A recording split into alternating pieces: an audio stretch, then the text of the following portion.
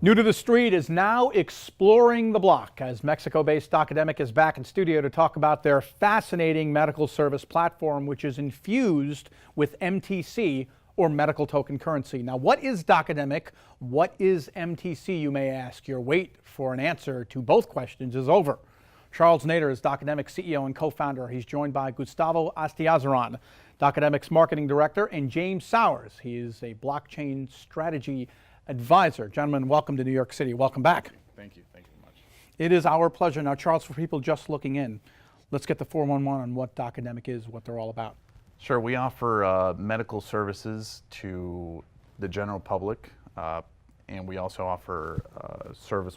It's a community online for doctors. Basically, between these two services, we acquire data, healthcare data, which we then put on a blockchain for research, for analysis, for market research, public health research.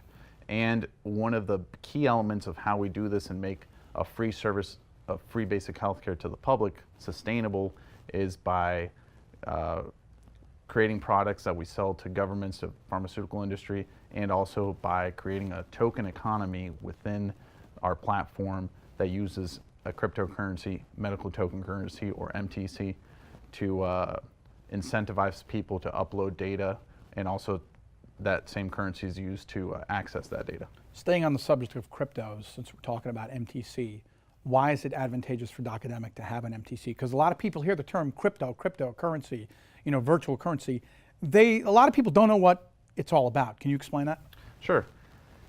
There's two real key reasons why you want to use crypto in this kind of scenario. First of all is you can link it up to data on a blockchain. So you can use a specific type of currency that's programmable.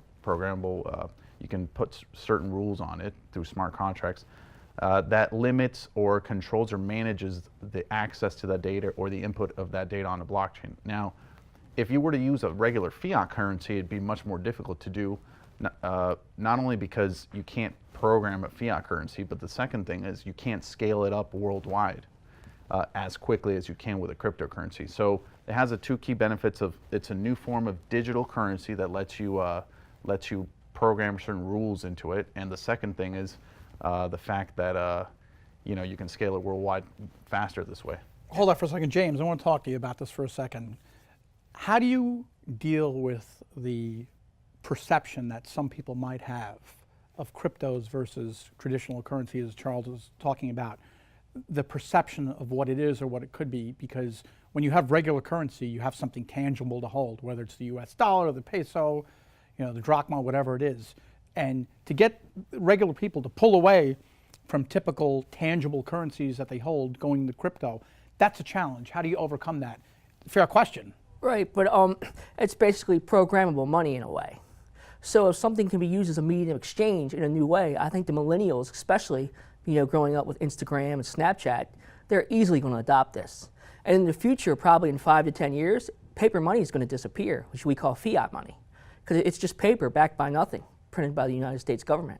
You think all paper money is going to go away? In 5 or 10 years, yes. It's already starting to. Think about it now. How often do you go in a store and use your credit card or use Apple Pay or Samsung Pay? People are doing that today. And I've heard, I haven't been to China, but I've heard a lot of places in China, you don't even use paper money you go into a Starbucks. This could be for you. The biggest opponents to it have to be the banks right now, because they're not going to invite you over to dinner. I would say try to think of it this way. Crypto is something very innovative. It's very novel for people, but there's a lot of utility behind cryptocurrencies in general. You just have to accept that we're transitioning into a new type of world. Now, this means that there's going to be digital money that's decentralized. That alone in itself is wonderful, because you can be transparent about its use, and every single transaction is saved on the blockchain. You can view them. Now, that prevents manipulation, and you can prevent things like the whole situation in Venezuela with the whole super fast inflation, and you can prevent all those kinds of situations. Cryptocurrency, since it's programmable and it's transparent, really is like the next step in the evolution of money in general. Gustavo, who are the users, the typical Docademic users? Well, right now we're operating in 20 countries in Latin America. The top 5 countries where we see the use of Docademic is Mexico, Argentina, Chile, Peru, and Venezuela. Those would be the top markets that are really adopting and getting our service. And you see the response from them. It's amazing. I mean, they can't even believe that the service is free. They think there's a catch to that they eventually need to pay something. But when they try it, they love the service. I mean, they use it constantly. So it's really satisfying. What are the biggest pros for Docademic, for the medical community and the end user? It's really something that we work constantly. The doctors are very well equipped and they're very prepared in order to give good evaluations by the using our service or using our app, and that is something that as people try it out and use the service, they really see that there is an actual benefit, and they really get practically the same service or attention that they would get from a real doctor. The best way for them to really accept or try it, to value what we are offering, is trying it out. Once they try it out, they love it and they keep using it. When you get information from a doctor that's on a phone or smart tablet or whatever, anywhere in the world, and they give you the advice, what's the liability? If you know what I'm saying, like it's fair. Oh, definitely. That's the thing about liability is, we're within the same realm of any other telemedicine service that currently is offered, obviously not for free, but is currently offered in the world. Now, that means you're limited in many ways. Like, people love our service, but it's a form of free basic healthcare. We can't solve everything. And we refer a lot of patients. We refer a lot of patients to doctors, to clinics, and to hospitals. The guidance is the main factor here. If I'm a doctor, I'm saying, well, why do I want to get involved with Docademic? Why do I want MTC? What are you telling me? Medicine should be universalized or universal. The medical system right now is forgive the pun, it's a basket case. Right? There's no centralization to make everything run smoothly. Using a blockchain is not centralized, it's decentralized, but it is universal. So that means there's one thing up in the cloud that you can access that has that information. Now, that's what the world really needs. So my next question is, how is Docademic's crypto different from other cryptocurrency? Well, the huge difference in our cryptocurrency is that it's linked up to the data that we generate on a daily basis. So you guys are going to be the first. And one thing I would like to add is our crypto is based on a working product. I mean, there's a lot of cryptos out there that they're based on a project or an idea. Or nothing. Or nothing. And ours is on a working product that is working in over 20 countries. Our app right now has over 1,000 downloads a day with practically little to no advertising. So people really are accepting the service, and the whole concept of MTC and our crypto is based on a working product that's already accepted in the market. Now, Gustavo, Docademic is currently in 20 countries, but expansion is coming. Yeah. West Coast, here, Europe, Asia. Let's talk about that. What do you guys? What's on the forefront? Yeah, as you said, we started in Mexico and our service in 20 countries in Latin America. By the end of this month, we're in a couple of days, we are going to be opening our services in California. We're starting in California. This is going to be our first market in the U.S. After that, we're moving to the East Coast. By the end of this year, we should be starting our services in Europe. So that's going to be a big step for us. And after that, by 2019, we're going to start services in Asia. Charles, how does Docademic get revenue stream on the back end here? Because for the end user, they're not getting anything. But well, everyone always asks that. We've talked about it. Basically, we created data products, or products derived from the data. So these products, they give certain information and analysis of that information to governments and to pharmaceutical industry.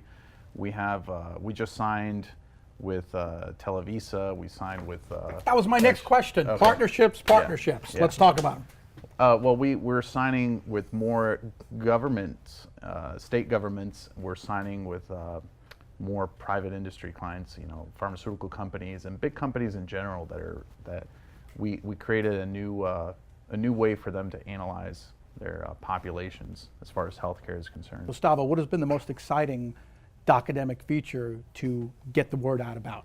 I mean, seeing the response of people when they tell you how you impacted their lives. Literally, we saved their lives. We impacted their lives positively. They get a positive change in their lives, and they're ecstatic to talk to us about that, and that really makes us feel that we're doing something important and that it's impacting people's lives. So something else that's exciting, I just recently picked up a copy of Forbes Latin America, and you are on the cover, my friend. Yeah, it's an honor to be on the cover of Forbes. It's the people from Forbes really believe in what we're doing. It's not only just the monetary value of the cryptocurrency that we created, it's also the service. It's very disruptive. It's a very big benefit to the world. And they see that, and it was, when we were offered that opportunity, it was a definite yes. James, where do you see the future as the MTC? What do you see it going from here? Like, what's next for the medical token? Well, I think more importantly is the reason Forbes recognized Charles, because I don't know how many people have read 0 to 1, but Peter Thiel, one thing I learned from him is, the next Mark Zuckerberg isn't going to build a social network. The next Larry Page isn't going to build a search engine. And if you're trying to copy those people, you're not learning from them. So I look for traits in people like Charles who are visionaries that are actually builders. Because a lot of people probably thought about doing a Docademic, but they didn't take action, and they weren't true builders. So Docademic, I think Forbes is predicting they're going to be a huge company. And Charles is like the next Mark Zuckerberg, but he's the medical version of it. So what's next? Well, we're going to launch a psychological service called Cool Emotions. That should be literally up within days. And you'll be able to use the same service as Docademic, the medical assistance service. You basically download the app, register, press a button, talk to a psychologist for free. So that's going to help a lot of people. It also uses the MTC ecosystem. We're transitioning to doc.com. That's our new domain. All our services will be under the doc.com, that's doc.com domain. And that's ours now. And the next steps are adding more functionality to all the services, adding more products to the marketplace for MTC, and so basically just expanding the growth of the ecosystem and the services that we offer to all parts of the world. Thank you for joining us, Thank you very Charles, much. Gustavo, James. Thank you. Thank you. Our pleasure. If you would like more information on New to the Street, we have 2 ways you can get in touch with us. Visit newtothestreet.com, click Get Me on TV, fill out the form, and one of our representatives will then get in touch with you. But wait, there's more. You can call area code 631-465-0280, and you can speak to a live person. That's right, we have them too. That's it for now. For all of us here at New to the Street, I'm Ken F. Saroff. We'll see you next time. Thanks for watching.